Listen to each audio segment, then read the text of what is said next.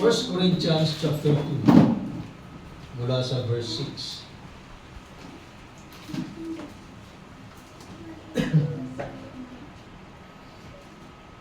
Okay, nakita na natin.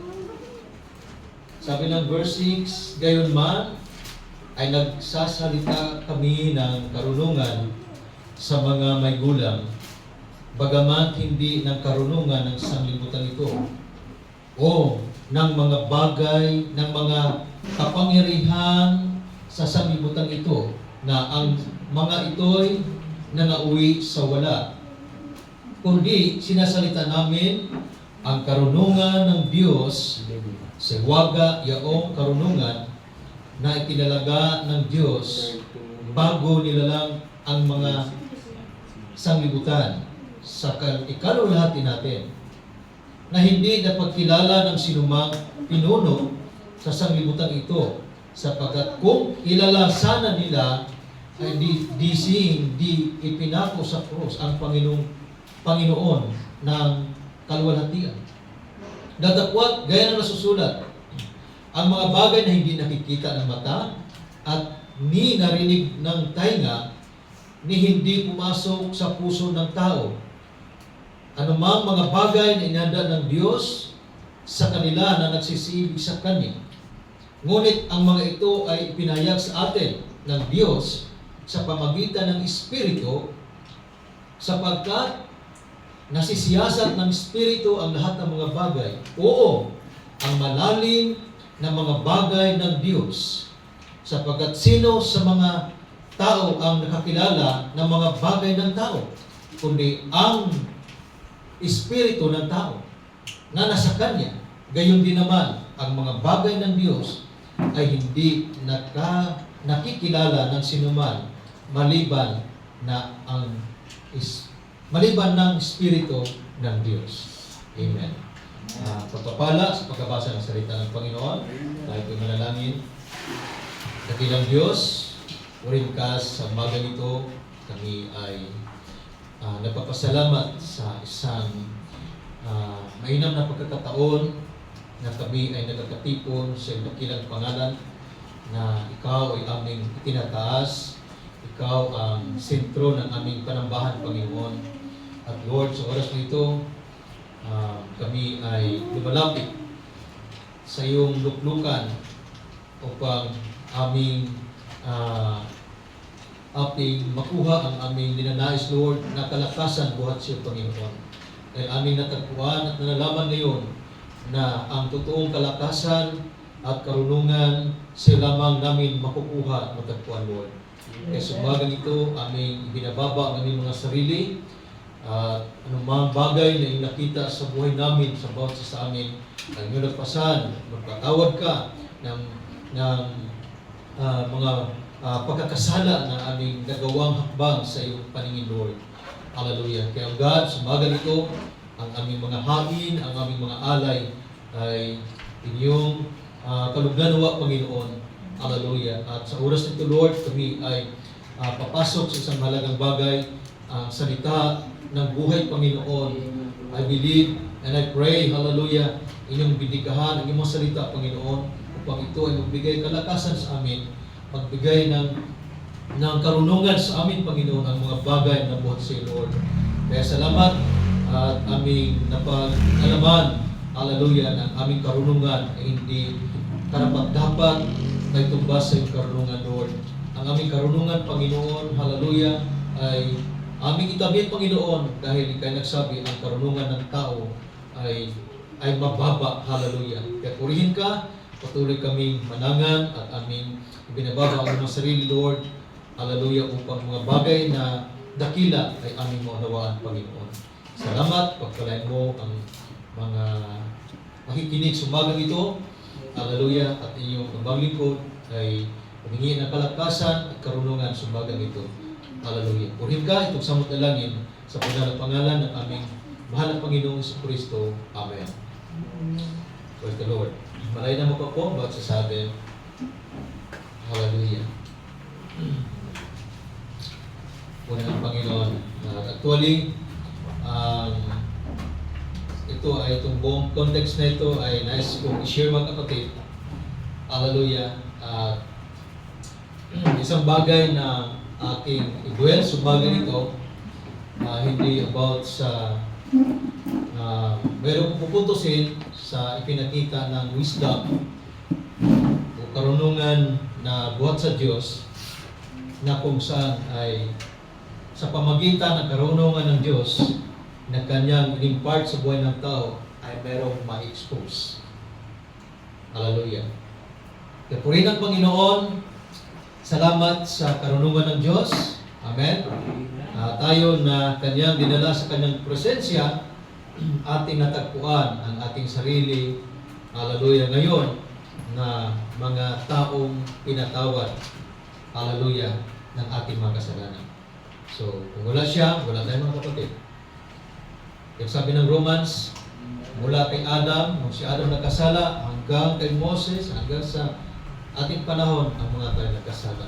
But, nung dumating ang panahon, hallelujah, nahayag ang anak ng Diyos, pinutol niya ang kasalanan.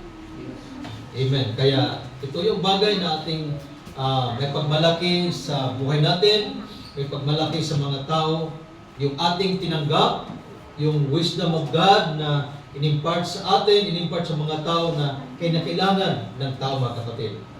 Dapat naintindihan ng mga tao. Hallelujah.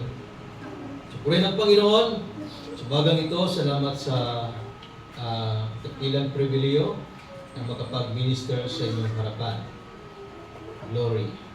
At kumuha ko ng isang title dito rin sa kaisipan ng text na ito, God Wisdom. So, very short. Hallelujah. Napansin ko ang pangusap ni Apostol Pablo na mayroon siyang bagay na pinatungkulan. Hallelujah. Isang bagay na kanyang tinutukoy na nahayag sa pamagitan ng karunungan ng Diyos. Can you say amen? At ito ang nais, itong layunin ng Diyos, mga kapatid, na yung bagay na nandyan sa buhay ng tao ay kinakailangang mahayag o ma-expose, mga kapatid. Para yung ang bagay na malulhati o yung tinatawag na yung glory ng Diyos ay makikita at mag-manifest ito sa buhay ng tao. Dahil napakalaga ang manifestation ng Diyos, mga kapatid. Ang kanyang kapangyarihan ay napakalagang maranasan o mag-manifest ito sa buhay ng tao. Kasi kung walang manifestation, mga kapatid, napakahirap humarap sa Diyos. Totoo ba? Kung walang Diyos, hindi kayang lumapit ang tao. Kaya sa kasunod na bahagi, ipinakita ng kasulatan dito sa aklat ng Corinthians, na ipinakita ni Apostol Pablo na kung ang tao ay nasa kalagayang natural,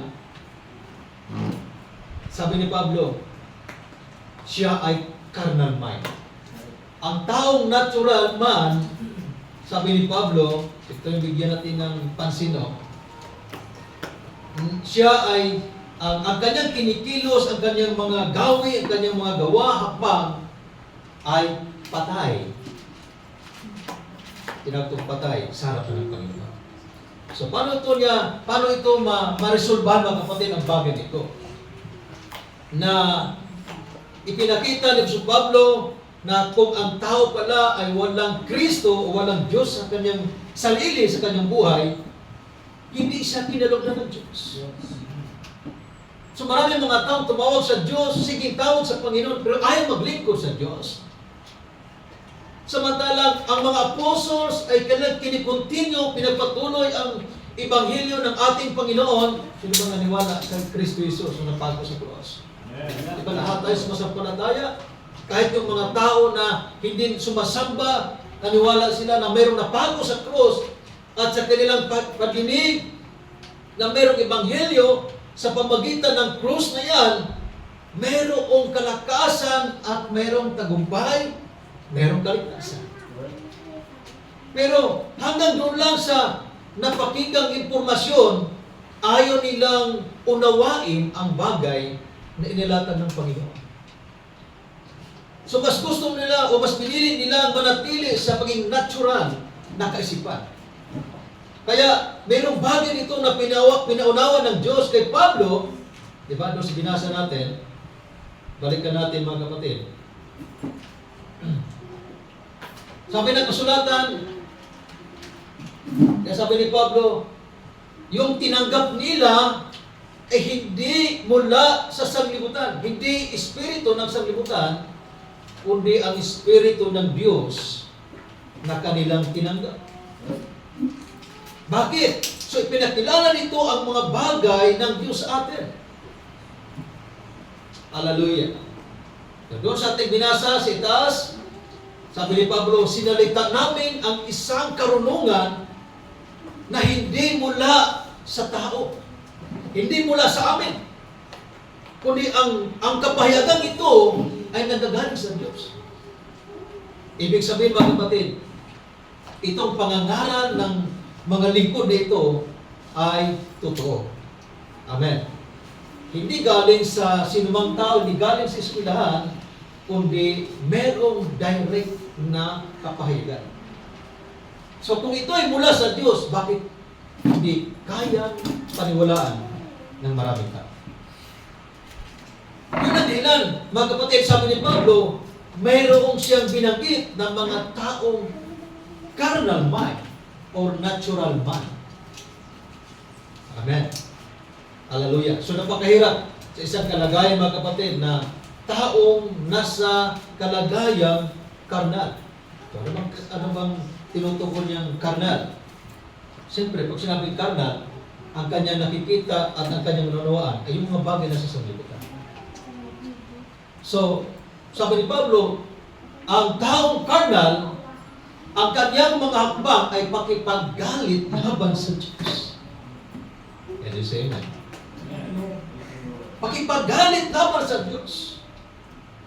Pero ang tao tumatawag sa Diyos, so meron siyang dapat alamin. Hallelujah. Dahil hindi pala sapat na ang tao magsasabing may Diyos. Di ba? Ngayon, inilatag ang tamang pahayag, that's the wisdom of God. Amen? Yung wisdom ng Diyos ay kanyang pinamana sa kanyang mga servant. But first of all, ito'y kanyang ipinahayag sa kanyang anak. Kaya sabi niya, ito ang aking minamahal na anak, siya ang inyong pakinggan. Nakinig ba ang mga tao? Diba? Meron bang nakinig? Puro kakunti. Kaya siguro, napapansin ko, kayo lang ang nandito, ilan na kayo nandito, na nagpatuloy sa gawain paglilingkod. Dahil nga, kapag ang isang bagay na gagawin ng tao na ito'y paglilingkod na banal, maraming mga bagay na masasagasan. Maraming mga bagay na mawala sa kanyang buhay. At kapag ang tayo takot na mawala ang mga bagay na yun, siya ay nasa kategoryang carnal. Now, nakakalungkot. Ang sabi ng kasulatan, ang taong nasa kalagayan na yan, ang kanyang mga hakbang ay hindi kinalugdan ng Diyos. Amen? Hindi kinalugdan ng Diyos. So paano gawin natin, paano gawin ng tao na siya'y kalugdan ng Diyos? Simple lang eh. Maraming payag ang pagtuturo ng salita ng Diyos. Maraming napakinggan ang mga tao na nangangaral sa salita ng Diyos. Pero tingnan nyo, hindi kayang lumapit sa salita ng Panginoon. Hindi nila kayang lumapit sa mga nagtuturo. Nakikinig lang siya. Tumitingin lang sila sa malayo. Pero ayaw lumapit sa Diyos. Kaya kasulatan nagsabi, kapag makikinig ka sa pangaral o sa salita ng Panginoon, mabubuo ang pananampalataya. Diba? Sa pamagitan ng pakikinig. Kaya pagkatapos mabasa ang kasulatan, especially sa Revelation, pag binasa yung isang hiwaga, sabi doon sa ibaba, ang may pakinig ay makinig sa sinasabi ng Espiritu sa iglesia. Amen? So, ito ay isang iglesia dahil ang iglesia ay katawan ng Panginoon, hindi yung pangalan. So, kayo ay tinatawag na iglesia ng Panginoon. Amen? Ang mga sumasampalataya kay Kristo, hallelujah, siya tinawag sa kasulatan na sila ay iglesia ng Panginoon. Hallelujah. Dahil hindi siya mananahan sa gawa ng kamay. Okay. So sabi dito, tuloy po natin, basahin pa natin mga kapatid.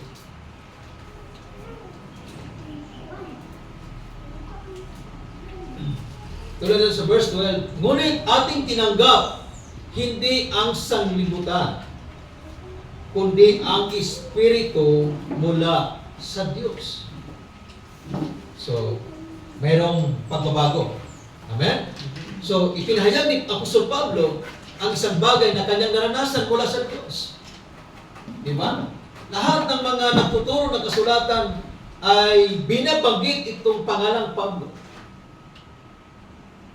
Kahit anumang paglilingkod, anumang mga sikta, itinuturo ang pangalang Pablo na mayroong sabihin natin, espesyal na pagkatawag, mayroong dakilang pagkatawag, direct calling mula sa Panginoon.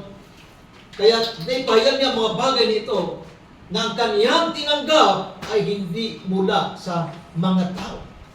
Ito'y mula sa Panginoon. Kung ito'y mula sa Panginoon, nararapat din tanggapin ng mga tao. Nararapat din dapat tanggapin natin mga kapatid na taos-pusong pagkilala sa mga bagay na ito dahil ito'y ipinahayag ni Pablo. Sabi niya, ito'y hindi galing sa amin. Glory to God. Sabi niya, para makilala natin ang mga bagay na nasa atin ay ibinigay na walang bayad. I-continue natin na ang mga bagay na ito ay atin namang sinalita, hindi sa mga salitang itinuturo ng karunungan ng tao, kundi yung itinuturo ng Espiritu. Na iniwanangis natin ang mga bagay ayon sa Espiritu sa mga panalitang ayon sa Espiritu. Okay. Praise. Hallelujah. So dahil dito, so isama ko itong verse 14 mga kapatid, at bibigyan ko siya ng pansin kung bakit ipinahayag ni Pablo yung kanyang natanggap na karunungan. Okay? Itong wisdom na mula sa langit, hallelujah, ipinamalas niya pagdating sa 14, sabi ni Pablo, sabi niya, ngunit ang taong ayon sa laman ay hindi tumatanggap ng mga bagay ng Espiritu ng Diyos. So, mapansin ninyo na ito ay merong pangangailangan. Pansin niyo mga kapatid, na ang tao ay merong malaking pangailangan. At ang kanyang gagawin, kailangan niyang bumalik sa Diyos. Okay. Sabi niya, ulitin ko, ngunit ang taong ayon sa laman ay hindi tumatanggap ng mga bagay ng Espiritu ng Diyos. Sapagkat ang mga ito ay kamangmangan sa Kanya. Kamangmangan sa Kanya. At hindi niya naunawaan sapagkat ang mga yaon sinisiyasat ayon sa Espiritu. Ito yung bagay na naging problem sa buhay ng tao. Hallelujah. Kaya nakalungkot, mga kapatid, na napakadaming nating kamag-anak, napakadaming nating mga kaibigan na masayang lang ang kanilang panahon at buhay.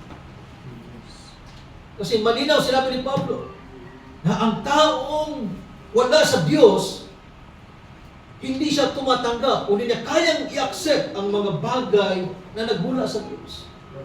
Kaya malaking kaibahan, kaya mayroong tinatawag na mga believer at unbeliever. May tinatawag na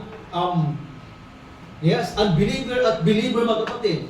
Yan ay nagpapakita sa bagay na yan na yung tao na yun ay hindi niya kayang unawain ang mga bagay na inyong naunawaan. Amen? Kaya kung pareho kayong naunawaan, maraming mga taong naghahanap ngayon ng gawaing paglilingkod. Diba? Nasaan ang nakakarami ngayong mga tao? Nasa pasyalan, nasa pasugalan, nasa sabungan, nasa madyo, nasa party. Ngayon ay araw ng pagsamba sa Diyos. Diba? So kapag dumaan lang sa maraming mga tao na maglilingkod sa napaka-simpleng pagsamba, kapag makahabagit nila, madaanan ng isang church, so mayroon silang mga paraan na pagsamba. O hindi ganun mga kapatid. Ang kasulatan, hindi ganun ang pagpapahayag. Kasi kahit nga sa panalangin, sabi ng kasulatan, kung ikaw ay manalangin sa Diyos, see, pumasok ka sa iyong silid, sa iyong kwarto, isarado mo ang pinto at manalangin ka sa Diyos, sa Espiritu. So ito nangailangan ng marunong na pagtawag, ito nangailangan ng sinserong pagtawag sa Diyos. At siya yung sumasamba sa Diyos. Siya yung taong lumalapit sa Diyos at naniwalang may Diyos. Amen? So tayo, mga kapatid, na pinahigan ng ganitong karunungan, I believe, kaya kayo nagpapatuloy. Ilan na kayo dito, nagpapatuloy mga kapatid. Naniwala ako na merong karunungan na na-impart mula sa Diyos na nasa iyo. Amen? Yes. Ako na-bless sa buhay niyo. Sabi ko sa ating pastor, sabi ko, hindi ko alam kung ako sa kalagayan nila. Baka titigil ako. Sabi ko, hindi ko kaya yung kami-kami na lang. Hindi ko kaya na umalis ang mga tao. Siguro kung mag-decide na lilipat ko ng lugar, kaya yung gano'n. Pero sabi ko, napakalakas ang loob ng mga kapatira natin doon sa tabako. See? Nag-gets nyo ko mga kapatid? So ang Diyos ay naglagay ng kakayanan bawat sa atin. Naglagay siya ng karunungan bawat sa atin. Dahil yung bagay na hindi mo kaya, puro doon sa isang brother mo, kaya niya. Kung ikaw nung ilagay sa ganong sitwasyon, hindi mo kaya, di ba? Kaya nababasa mo na ang Diyos ay hindi maglagay ng isang problema, hindi siya magpakita ng problema na hindi mo kaya. Hallelujah. Merong pagsubok na maranasan mo, kaya mo lutasan. Kasi ang Diyos ang may kontrol sa lahat. Glory to God. Kaya mapalad, sabi ng kasulatan, sila na nanatili sa salita ng Panginoon. Kapag dumahanggang sa kawakasan, kapag dumating yung pangako ng Diyos, yung pangako sa kanyang scripture, mga kapatid, na ang sinumang manatili hanggang sa kawakasan, hanggang sa pagdating ng pangako ng Panginoon na siya'y babalik, mapalad sila. Mapalad sila. Sabi ng kasulatan, sila ay maliligtas. Amen? So sa paglilingkod, hindi sukatan yung bilang. Sa paglilingkod natin sa Diyos, hindi sukatan yung napakaraming tao para sabihin ito ay true church. Dahil ang true church, mga kapatid, ikaw ay dapat mayroong malinaw na relasyon sa Panginoon. Tayo ay mayroong malinaw na kapahayagan mula sa Diyos, gaya ni Pablo. Amen? Si Pablo, nung siya'y tinawag ng Diyos, siya'y nag-iisa, mga kapatid. Di ba? Hindi naman, nung tinawag si Pablo, nagkasama siya. Kundi siya'y tinawag isa lang. Ngayon lang natin nababasa na marami siyang na-put up na gawain. Pero nung siya'y tinawag ng Diyos, solo flight siya, mga kapatid. Iniwan siya na kanyang mga kasama. Di ba? Nasaan na yung kanyang mga kaibigan? Wala na. Iniwan siya. Di ba? Yun ang mabasa natin. Yung mga close friend niya, iniwan siya. Pati yung mga kamag-anak niya, pati yung mga kadugo niya, iniwan siya, tinilakuran siya. Di ba? Binugbog pa siya. Kaya si Pablo ay umalis. Ayaw na niyo sa gospel? Ayaw niyo ng kaligtasan? Sige. Kaya umalis siya. Yun yung panahon para naman ang kaligtasan ay mapunta sa ibang lugar.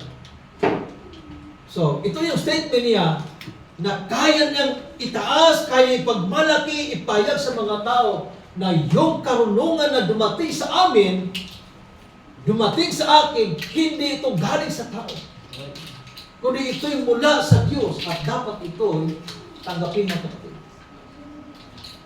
Kaya dito pinakita niya ang kalagayan ng tao na walang Kristo o walang Diyos sa buhay niya.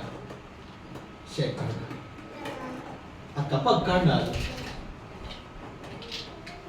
patay sa harapan ng Diyos. Ano pa?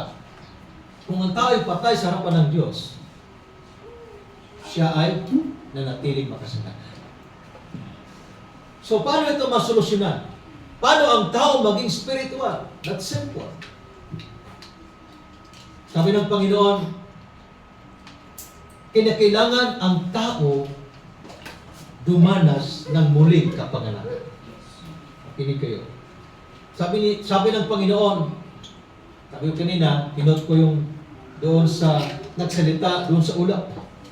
Ito ang minamahal kong anak, siya ang inyong pakinggan. Ngayon, mayroong nagtanong, isang leader ng mga Parisiyo, napaghalata ko na ikaw ay, di ba? Ang mga bagay na yung ginagawa ay hindi ito magagawa ng simple. Maliban na ang Diyos ay sumasagot. Kaya yung conversation nila, sabi ni Jesus, hallelujah, sa John chapter 3, verse 6, mabasa natin. Okay, saglitin natin mga kapatid, ikunin ko yung bagay na yun.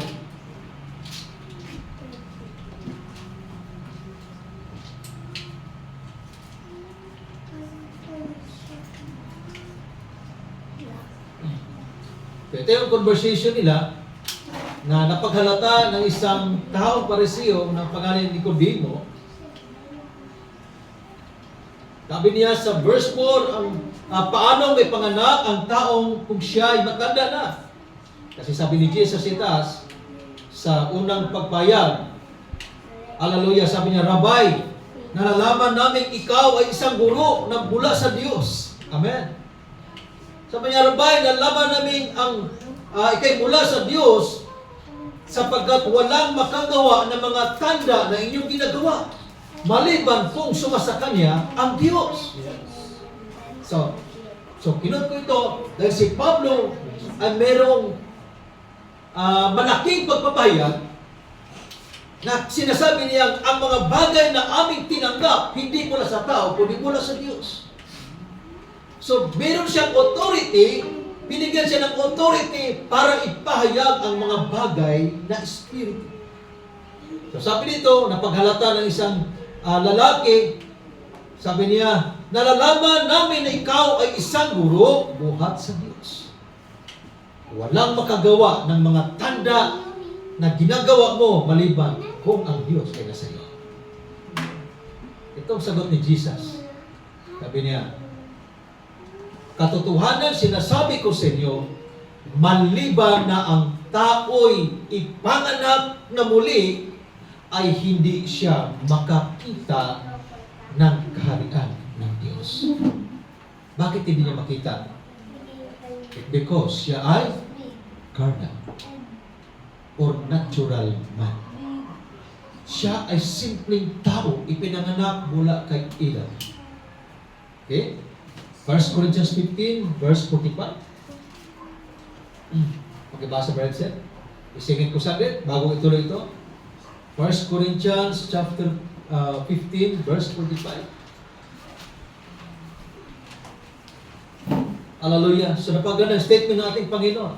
So ikunin natin ang bagay nito na ipinahayag na merong katapangan itong servant of God na napakhalagang karunungan. Sige. Patungkol kay Adam. First Corinthians chapter 15 verse 45. Kaya't nasusulat, ang unang taong si Adan ay naging buhay na linalang, ang huling Adan ay naging espiritong nagbibigay buhay. Amen. So, makita natin na napakahalaga na ating maintindihan mga kapatid. So, basahin pa yung sa taas na ang lahat ay na kay Adam. Okay, mamaya na. Hallelujah. So, makita natin, mapansin natin mga kapatid na merong tinutukoy, muling ipinahayag ni Pablo ang bagay na yon, ipinakita niya na napakahalaga ang kapanganakan, ang kaunawaan mula sa Diyos. Amen. Hallelujah. So, yun, mapansin natin, ano? So, ang unang nasusulat ito, okay, hayagan ito, nasusulat, na ang unang tao, si Adan, ay naging kaluluwang buhay. Ang huling Adam ay merong espiritu kayang magbigay buhay. Amen. Dahil ang kalagayan ng tao, yung ipinanganak mula kay Adam, ay makasalanan. So makasalanan siya, kaya hindi niya kayang lumapit sa Diyos. Ang kanyang mga gawa ay pakipaggalit, alit laban sa Diyos. Amen? So yan yung scenarios mga kapatid. Kaya napakalaga ang tao ay makabalik sa presensya ng ating Panginoon. Amen? Kaya merong naglilingkod sa Diyos. Gaya ninyo. Merong sumasamba sa Diyos, umawit ng mga awit na makalangit. Dahil ang kanyang pinatungkulan ay ang Diyos. Sabi ng kasulatan, ang lumapit sa Diyos ay dapat sumasampalataya sa Diyos. Kaya itong dahilan kung bakit mayroong pagtitipon. Itong purpose kung bakit ang ating panambahan, ang ating pagtawag ay direct sa Kanya. Hindi tayo dumadaan kung saan mga tao, saan mga santo. Dahil sinabi na ng kasulatan, hallelujah, na mayroong karunungan buhat sa Diyos na ipinapahayag na. Amen. Kaya sabi ni Pablo, yung revelation, yung kapayagan, yung wisdom na ito ay hindi galing sa tao, kundi nagmumula sa Diyos. Glory to God. Hallelujah. So tuloy natin mga kapatid. Sabi ng Panginoon, ito na, sumagot siya, maliban na ang tao'y ipinanganak ng tubig at ng Espiritu, sa taas pala ko. Sabi niya, maliban na ang tao'y pinanganak muli, ay hindi siya makakita ng kaharian ng Diyos. So, sa bagay na ito, pupuntuhin natin mga kapatid, maraming mga taong hindi nakaalam ng kingdom of God. Maraming mga taong hindi alam ano ang paraan ng pagpasok ng kaharian ng Diyos. Pero kung ating tingnan ito sa English, ang salita nakakita, ibig sabihin ay nakaunawa. Amen. Hallelujah. Pag binasa natin sa salitang English, ito ay understand, at ang ibig sabihin ng understand, ay nakakita, yung see, ibig sabihin ay understand. Ayan. So, yun po ang salitang nakakakita. Ibig sabihin, nakaunawa. Yung English word ay to see, kaya sabi ng lalaki na, tinan nyo, walang karunungan. Anong karunungan mayroon sa kanya? Karunungan na sa lupa. Kaya sabi nitong lalaki ito, na walang karunungan buhat sa Diyos, paano daw ang tao may panganak kung siya ay matanda na? Pwede pa ba makapasok siyang bilang ikalawa sa tiyan ng kanyang ina at iwan? Tingnan niyo ha? So, ikinukumpara ko yung taong marunong sa ibaba ng lupa na hindi niya alam ang mga bagay nito. Sabi ni Jesus, katotohanan, sinasabi ko sa iyo, maliban na ang tao'y ipanganak ng tubig at ng Espiritu, ay hindi siya makapasok sa kaharian ng langit. So ito ay karunungan ng Diyos. Ang katuruan ito ay karunungan ito ng Diyos. Sino bang Sasampalataya ba tayo sa bagay nito? Ito ay karunungan ng Diyos. Kasi hindi ito na nalalaman. Ngayon itong ang salitang baptism ay very common sa ating panahon. Pero noon, mga kapatid, hindi na alam ang bagay nito. So ipinahayag ng Panginoon ang mga bagay nito. Kaya siya nalito. Sabi niya, maliban ang tayo panganak. Kaya sabi niya, pwede bang yung matanda na ay ipanganak sa ikalawang pagkakataon? Kaya binigyan diin ng ating Panginoon. Sabi niya, katotohanan sinasabi ko sa inyo, maliban na ang tayo ipanganak ng tubig at ng Espiritu, hindi siya makapasok sa kaharian ng Diyos. Bakit? Kamo? Sinundan niya, ang ipinanganak ng laman ay laman na. That's the carnal. That's the natural man. At ang ipinanganak ng Espiritu ay Espiritu nga. So, yung Espiritu na kinukuha ni Pablo, ito yung mula sa Diyos na nagbigay kapahayagan. Kaya ang mga bagay na nasa sanglibutan, nakikita, nasasala ng Espiritu ng Diyos. Na ngayon ay ibinahagi niya sa mga tao. Amen. Kaya ang salita ng Diyos ay nagsasala ito. Sabi ni Jesus, huwag kang magtaka. Huwag kang magtaka sa aking sinasabi sa iyo. Kinakailangan kayo'y maipanganak na muli. Amen? So, kukunin ko ang bagay nito. Hindi natin pag-usapan ang baptism. Mga kapatid, pero isang bagay na kinakita na napakainang kumikinig doon sa pinakita ni Pablo, yung salitang yung tinanggap nila ay hindi mula sa tao. So, sabi ko kanina, paano ito maintindihan ng tao? Paano makuha at ma-impart sa mga tao ang ganitong pahayag ni Pablo, yung karunungan? Hallelujah. So, kailangan ang tao ay may panganak sa Espiritu Santo. Hallelujah. Uri ng Panginoon.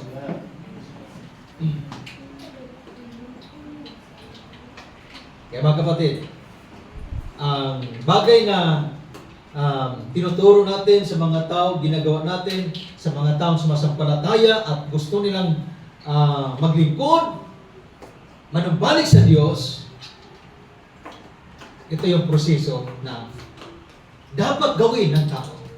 Ito yung dapat sundin ng tao. Amen. So tayo ay kinakailangan natin ipahayag ang bagay nito. Kung paano ipinahayag ni Pablo na may katapangan, then ganun din ang ating gagawin. Hindi natin pwedeng itago ang mga bagay nito. Hallelujah. So tanggapin man natin o hindi, ito yung katotohanan. Na ang tao na walang Kristo o ang tao na hindi niya maranasang may panganak sa kaharian ng Diyos, siya ay natural or carnal man.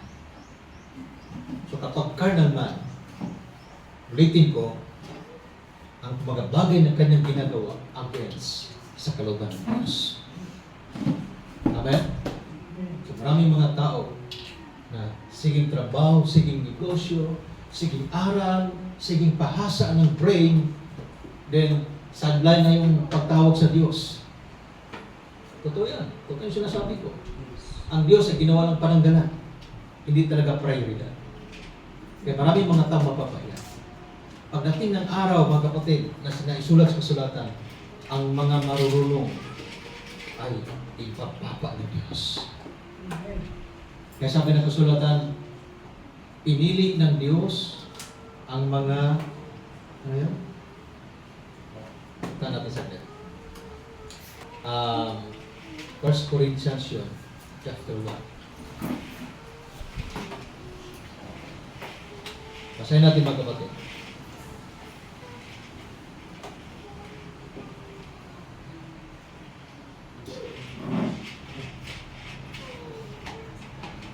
Verse 28, yan. 27. Tingnan nyo ha. Ito yung pinasimplihan mga kapatid. Hallelujah. Taas pa natin, verse 26. sapagkat masdan ninyo ang sa inyo'y pagkatawag. Glory to God. Mga kapatid, na hindi ang maraming marunong ayon sa laman, hindi ang maraming may kapangyarihan, hindi ang maraming mahal na tao ang mga tinawag, kundi pinili ng Diyos ang mga bagay na kamangmangan ng sanglibutan upang hiyain niya ang mga marurunong. Then, at pinili ng Diyos ang mga bagay na mahihina ng sanglibutan upang hiyain niya ang mga bagay na malalakas. Diba? So, makita natin, mabasa natin mga kapatid, na ganun ang Diyos magpahayag ng mga bagay na akala ng mga tao kapag siya ay mataas sa pinag-aralan at medyo asensado kanyang buhay, diba? Kapag nagkamanyan sa mga tao na mababa sa kanya, susunod niya sa kanya. Dahil ang kayamanan ay naging kapangyarihan sa baba ng mundo. Pero sabi nito, sa mata ng Diyos, ito ay mababa. So yung mga tao na yan, mahirap po yan tumanggap sa salita ng Panginoon. Kasi ang nakikita palagi, yung mga bagay na panlupa. Kaya yan ang nagbibiktima sa buhay ng tao. Amen? So, balikan natin, pinili ng Diyos ang mga bagay na mababa. Pinili ng Diyos, hallelujah. Pagdating sa verse 28, at ang mga bagay na mababa ng sanglibutan, at ang mga bagay na hidamak, ang pinili ng Diyos, oo, ang mga bagay na walang halaga upang mawalang halaga ang mga bagay na mahalaga. Ano ibig sabihin? Kung si Edsel ay mayamang tao, ang araw ng linggo, ito yung pinakamalaking income na pumapasok sa kanyang kayamanan. Ito'y mahalaga sa kanya. Ang araw ng Sunday mahalaga. Pwede niyang kontrolin, pwede niyang sabihin ng kanyang pastor na, pastor, pwedeng mag-gawas na tayo ng gawain ng hapon. So siya niya pipili ng schedule sa kanyang sarili. Hindi niya kayang pasunurin, yes, yung pastor niya, kasi siya yung, sabi natin, breadwinner sa church niya. At sasabihin niya, pwede bang sa gabi na lang ako, mag-daos din ng ibang gawain para sa ang pamilya. Kasi para sa kanya, mayroong prioridad sa kanyang buhay. Yun ang ibig sabihin, mga kapatid. Hallelujah. So, naniwala kalaunan niya dahil siya may gusto lang. Pinili ang kanyang gusto, mga kapatid. Naniwala kung hindi ang kalooban ng Panginoon. Kasi dapat ang Espiritu ng Diyos ang masusunod. Hindi ang tao. So kung totoong salita ang pinangaral, mga kapatid, hindi niya kayang kontrolin ng tao. Dahil ang Diyos lamang ang may kakayanan gumawa sa bagay niya. Hallelujah. Kaya sa paglilingkod, mga kapatid, sabi ko sa inyo kanina, tanggapin man o hindi ang mga bagay nito. Hallelujah. Ito ipapahayag. Ito yung narinig natin. Ito yung katotohanan.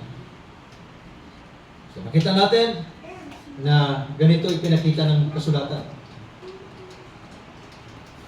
Anong dahilan?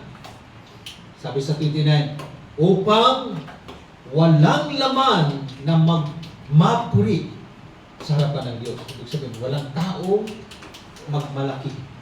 Walang taong magpahayag. Hallelujah, sa harapan ng Diyos. So yung mga nagmamalaki, yung busy sa kanilang sarili, ayaw maglingkod sa Diyos, sige. Ano yung pagmalaki mo sa harapan ng Panginoon? Di mo pwedeng sabihin, Lord, ako yung nag-donate ng simbahan na yan. Lord, ako yung nagbayad ng ospital ng aming kapatid.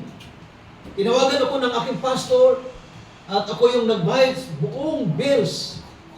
Pati pagkain, ako yung nag-provide. Hallelujah. Kaya sabi ng Panginoon, ipahiya niya yung mga taong nagmamalaki. At iangat niya yung mga taong mababa. Ipinili ng Diyos ang mga simpleng mamayan dahil sila ay mayroong mababang kalooban at maluwang ang kanilang puso na tinanggap ang Diyos sa kanilang buhay. Okay? Ulitin ko yung bahagi natin binuksan mga kapatid. Ang mga bagay na kanilang na-achieve, ito yung talagang itinataas nila. Kaya ang mga bagay ng Diyos hindi makikita. Hindi kayo makita. Sabi ko sa amin, kasi meron isang youth na ang plano ay maging lawyer. Lawyer o doktor? Lawyer. Ini-discourage ko siya. Sa pag-aral, meron silang, I think meron sila dahil ang magulang yung approve. Sabi ko sa youth namin, mahirap pumasok sa ganang bagay. Pinasa ko sa kanyang bagay nito. Hindi tayo hanapan ng Diyos ay yung achieve at maging donito ka sa church, pero hindi mo kahit lumakad sa kalooban ng Panginoon. Napakahalaga ang karunungan ng Diyos na ating matanggap. Kaya si Pablo mayroong matapang na panalita, ipinahayag niya sa mga tao na ang pagtuturong ito hindi nagagaling kung kanino. Ito'y mula sa Diyos.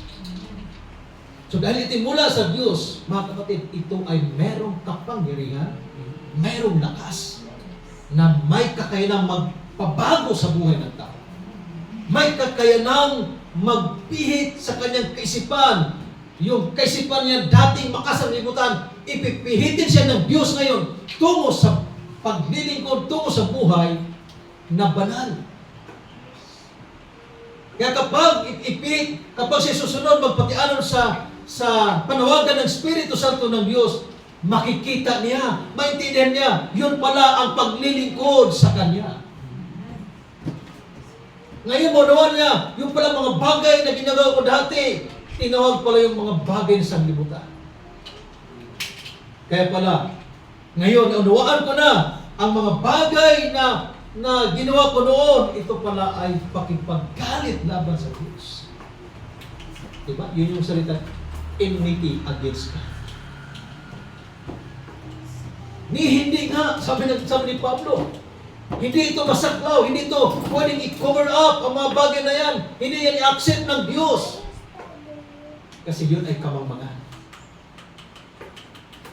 Mga kapatid, sayang ang karunungan, sayang yung karunungan natin.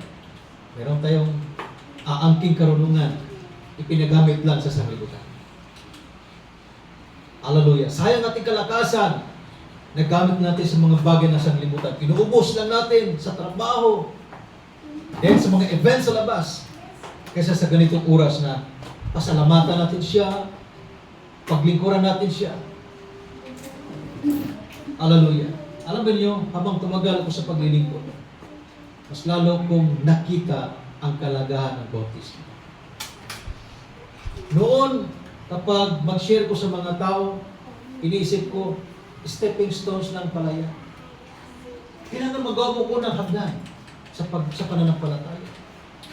Habang binalik-balikan ko ang statement ni Jesus, yung conversation itong dalawa, Jesus at itong Nicodemus, kapag tingnan ito ng malalim na pagtingin, pahalagahan natin mga kapatid, maintindihan natin na mas malawak na pag-unawa na ang bautismo ay napakahalaga. Dahil ang bautismo, ito yung pagpasok natin sa kaharian ng Diyos. At kapag ang tayo makapasok na, hallelujah, ipahayag ng Diyos ang mga bagay na sa Kanya. That means, ang mga taong hindi makaranas nito, walang understanding na mula sa Diyos. Ano meron sa Kanya? Wisdom of this world. That's simple. Ang meron sa Kanya, kung ano yung nakikita, kung ano yung pinag-aralan ng lupa, ng mga tao, ng mga abogado, ng mga doktor, yun lang ang Kanya maadaw. Hindi niya makita na meron palang reservation. At yung reservation na inalok, eternal life. Eternal life, mga kapatid. Kapag hindi mo ito makuha, hindi ito makuha ng tao, mga kapatid, saan yung pinarap sa Kanya? may nireserve sa iyo. Hallelujah.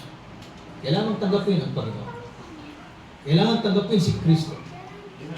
Diba? Pinag-usapan natin kagabi. Walang ibang pangalan na ibinigay sa silong ng langit, kundi ang pangalang Jesus. Hindi pangalang Jehovah, hindi pangalang El Shaddai, hindi pangalan ng kung ano pa man, kundi word for word na isulat, ipinangaral ito na may katapangan. Hindi na kinakayang ibanghelo na yan, mga kapatid. So walang ibang pangalan na makapagligtas sa buhay ng tao. Mula sa patay na kalagayan, patay na kondisyon, mga kapatid, malayo sa Diyos, ngayon sa pamagitan niya, ikaw ay kanyang kinalapit. At kapag ikaw nasa kanya na, papagkaluban kanya ng revelation, wisdom na mataas, mga kapatid. Kaya ngayon, nagawa mo ng sumamba sa Panginoon, nagawa mo ng magsuot ng maayos, nagawa mo ng bitawan yung mga salitang mahalay, nagawa mo ng iwanan yung mga kaibigan mong mga mahalay. Diba? Nagawa mo ng iwanan yung mga ginagawa mo noon na, naging kaguluhan sa tahanan. Diba? Kapag nanalo, masaya ang tahanan. Kapag talo, magulo ang tahanan. Iniwan mo na yon dahil mayroong nagpahayag sa buhay mo. Diba? Noon, hindi mo makita yan, pero ngayon, naintindihan mo na. Hindi ibig sabihin din na sa sarili mong sikap. Dahil ang Bible nagsabi, ito'y gawa ng Espiritu Santo. Amen? Ito'y gawa ng Espiritu Santo. Kaya ang pagiging pananatili natin sa ganitong paglilingkod, ito'y gawa ng Diyos sa atin. Ang ating pagpapatuloy sa kanyang paglilingkod, sa kanyang karyan, ito'y gawa ng Diyos. Hallelujah. Kaya wala tayong may pagmalaki. Walang may pagmalaki ang tao sa kanyang harapan. Yung kayamanan mo, kahit pa si Edsel Lagman. Edsel Lagman. Sabi ko nga ng sulatan, doon sa taong mayaman. O taong mayaman, o hangal na tao, sa gabing ito, kukunin ko ang inyong kaluluwa. Mayroon bang magagawa ang inyong kayamanan? Diba? So napakalaga na tayo ay manumbalik sa Diyos. Insured ang buhay natin. Glory to God. Hallelujah. So, naisulat para walang magmapuri sa harapan ng Panginoon. Amen. Walang laman na magmalaki o walang taong magmalaki sa kanyang harapan. Hallelujah. Pero sabi ni Pablo, mayroon ako ng pagmamapuri kay Kristo. Mga bagay na ukol sa Diyos. So kapag kay Kristiyano na, meron ka naman yung pagmalaki. At yung pagmalaki, yung mga bagay na yung natutunan, wala kay Kristo. Hallelujah. Na ukol sa Diyos, mga kapatid. Hallelujah. So, yung pinagmalaki ng mga tao, pakita, friend, mayaman ka na baga ngayon? Yes, dahil sa tulong ng Diyos. Salamat sa biyaya ng Panginoon. Yung pala yung pag-asenso niya, iba yung pinagkukunan. Diba? Di natin alam yung pinagkukunan. Okay, friends, kumusta ka na? Saan ka naglilingkod? Ay, hindi na ako nagsisimpa. Busy na po sa aking trabaho, busy na po sa aking mayroong kabalahan nito. Imagine, sino ang kanyang sinasama? Sabi ng kasulatan, ang kayamanan ng sanlibutan. Kabag-habag ang taong sumasamba sa mga bagay niya. Sabi ni Jesus, ang sinumang umibig sa kanyang anak na babae na higit sa akin, hindi sa karapat-dapat. Amen? Amen. Yung simple message ni Jesus sa mga tao. Ang sinumang taong na doon sa kanyang bukid, na doon sa kanyang hanap buhay, sabi ng kasulatan, ang kanyang Diyos ay ang kanyang Diyos. So mayroong higit na bagay matutunan ng tao. Amen. Ano yung matutunan? Pag-aralan mo ang mga bagay na Diyos. Nanatili ka, makinig ka sa Kanyang pangangaral. Amen? Praise the Lord. Praise the Lord. Hallelujah. Hallelujah. Wari ng Panginoon mga kapatid. Atin siyang palakpakan sa oras nito. Praise the Lord. Hallelujah. Glory, glory, hallelujah. So nakita natin, ng taong walang Kristo, ang kanyang mga hakbang ay pakipaggalit laban sa Diyos.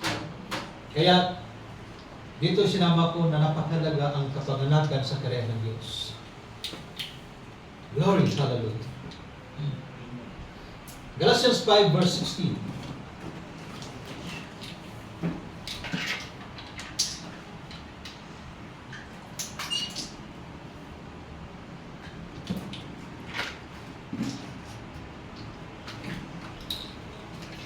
Hallelujah.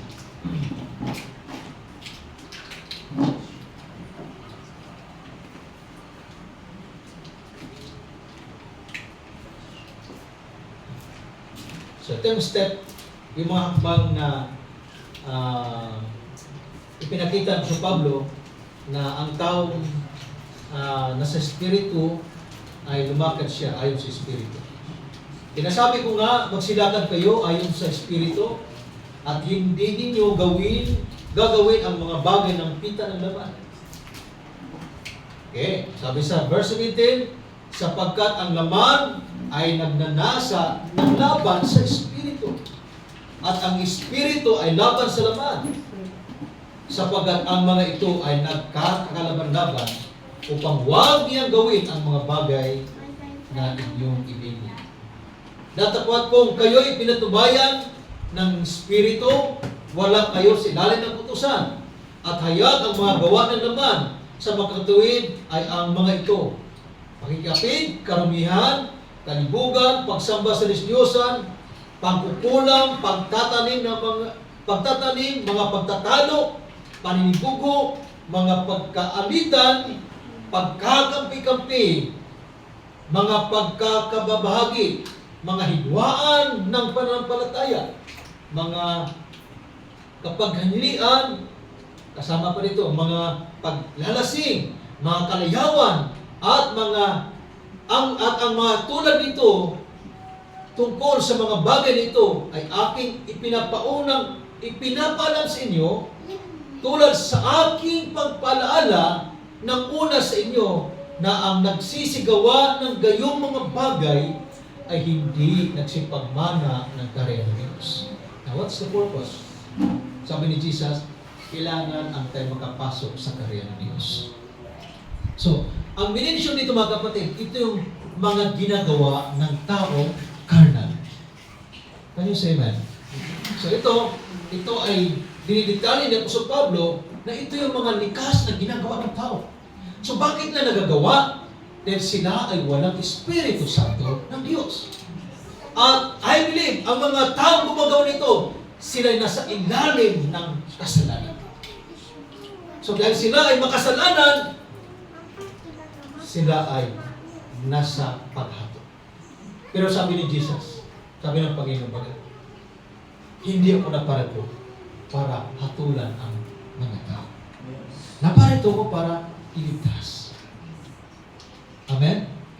Yun yung napakagandang panawagan. So ayon ng Diyos ang tayo mapahamak. So huwag kayo matakot sa bagay nito, no? Kung tinamaan tayo nito, dapat tayo magsaya. Na yun pala ipinahayag ng Espiritu Santo ng Diyos, ipinasulat kay Pablo ang bagay nito para magkaroon ng awareness ang mga tao. Na yun palang ginagawa natin dati, hindi pala gusto ng Diyos. Amen? Hindi pala gusto ng Diyos. Di ba ganyan din tayo? Sinong nakaranas ng mga ganitong bagay kalayawan? Noong kabataan, naranasan ko yun. Imbes uuwi sa eskwelahan, sa tahanan, hindi uwi. Nandoon sa diskuhan. Nandoon sa mga party, nag-inuman. Sabi ng tatay ko, imbes magtrabaho kaya tumulong sa akin, nandoon kayo sa kalayawan. Praise God. Naintindihan ko yung salitang kalayawan. yung pala yung mga bagay na kanayaw. Hallelujah. So, once na ating marinig ang salita ng Diyos, ito yung pag-remind sa atin. Ito yung kagandahan. Kaya meron pa ngaral, ito yung pag-remind sa atin upang ang mga bagay nito ay ating matakasan. Actually, sa ibang salita ni Pablo, sabi niya, patayin ninyo ang mga bagay. Mawala ito sa ating buhay. Kaya, merong demand ang ating Panginoon. Anong demand yan? Huwag kang kalimutan. We must be born again. We must be born again. Kaya, yun ang dahilan kung bakit kinakailangan ang tayo pumasok sa programa ng Diyos. Kasi nga, ang tao na pinanganak sa ilalim ni Adan, makasalanan. Yun ang rason kung bakit dumating ang takdang panahon sa huling araw. Sinugo ng Diyos ang kanyang bugtong na anak. Ang sinumang sumasampalataya sa kanyang sinugo, maliligtas. Tama? Kaya yun ang demand ng ating Panginoon. Except a man born water and spirit, he cannot enter the kingdom of God. Hindi ito isang requirement na dapat sundin natin ito requirements. We should to understand. Kailangan natin intindihan ang bagay nito. Bakit ka magpabautismo? Bakit ka pala nagpabautismo? Friend, kasi sabi ni ate, magbabautismo na ako. Sabi ni kuya, magbabautismo na ako. Kasi yun yung sabi. Mga kapatid, we should to understand. Bakit si Kristo ang nag-introduce sa bagay nito? Bakit ipinakita niya ang kalagahan sa bagay nito?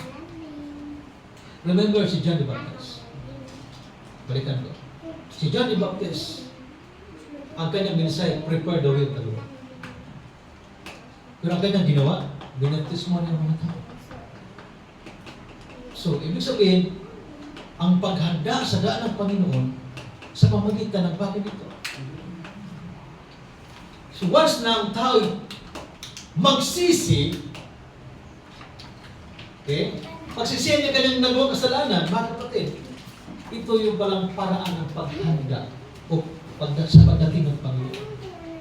Sabi ni John, ang daang bako-bako, pisunin. Ang daang liko-liko, istritin. Yan pala, dapat makapokus sa darating. Makapokus ang tao kay Jesus. Pero dumating si Jesus, sabi niya, except a man be born water and spirit, he cannot enter the kingdom of God. Huwag natin sayangin ang isang buhay. Sabi ni Brother Michael, kung meron lang kung ilan? 1,000 buhay. Pero, kahit may 1,000 buhay ka, kung di mo kayang paglingkod sa Panginoon, useless. Ang Panginoon, hindi siya nag-atubili, ibigay ang buhay para sa iyo. Kaya nabuo yung awit niyo, kung mayroon ko 1,000 buhay, pwede bigyan ng Diyos ng 5. Meron ko natitira. Yung 5 para sa libutan. Hindi. Ang Panginoon, ibinigay niya ang kanyang sarili para sa atin. Amen. Dahil Praise mahal the Lord. ka niya. Hallelujah. Mahal niya tayo. Praise Hindi God. niya pinakita na meron siyang 10 buhay o 10,000 na buhay, kundi isa lang ipinakita. So yung example na yan ay sapat na para maintindihan natin na tayo ay makasalanan at nangailangan ng pagtubos, nangailangan ng pagsisisi sa harapan ng Diyos. Hallelujah. Kaya kapatid, manatili kayo sa salita ng Diyos. Praise God. Hanggang kailan, Pastor? Hanggang sa kanyang pagparito. Matagal pa ba yan, Pastor? Hindi ko alam. Pero sabi ng Bible, tingnan nyo ang mga signs. Kapag ang puno ng igos na nariwa na mukadkat, ang anak ng tao na sa pintuan ng langit. Amen? Napakatagal ng bagay na yun. Na-restore na ang Israel. Siya yung victory. Ang siyensya ay tumaas. Di ba? Napakahitik natin yan. Puro na di gadget ang mga bata. Ang galing na mag-English. Walang teacher. Ang tutor nila, yung cellphone. Ang galing maintindihan kasi kompleto na ating panahon. Ang mga highways ay napakaganda, patong-patong. Kapag crowded na silalim, mag-isip ang tao na taasan, doblehin ang mga kalsada. Yun yung naisulat sa Bible. Sa time ni Noah, ganun na nangyari. Tumaas ang kalaman.